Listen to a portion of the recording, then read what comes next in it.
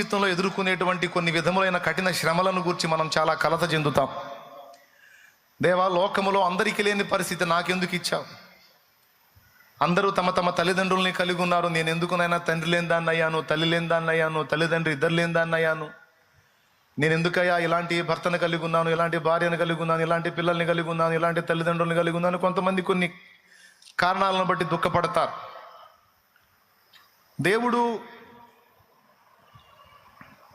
మన జీవితంలో అనుమతించేటువంటి కొన్ని కఠినమైన శ్రమలు, అవి ఏ రూపంలోనన్నా రాని, అవి మనల్ని దీనులుగా చేయడానికి, మనలో ఉన్న అహంకారాన్ని విరగొట్టి మనల్ని దీన మనస్కులుగా చేయడానికి దేవుడు మన జీవితంలోకి అనుమతిస్తాడు. స్వతహాగానే జన్మత మూఢ స్వభావంతో పుట్టిన బతుకులు మనై. బాలుని హృదయంలో మూఢత్వం స్వాభావికంగా పుట్టును, శిక్షాదండము దాన్ని తోలివేయుదని సామెతల గ్రంథంలో ఉంది. మన పుటకే మూఢత్వంతో పుట్టిన పుటక.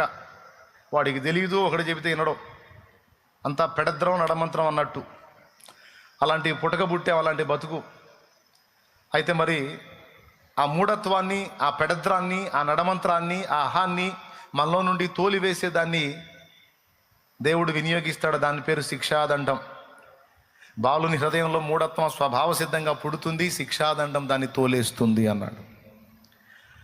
శిక్షాదండాన్ని ఉపయోగించకపోతే మనలో ఉన్న కొన్ని దరిద్రగుట్ట లక్షణాలు పోవు.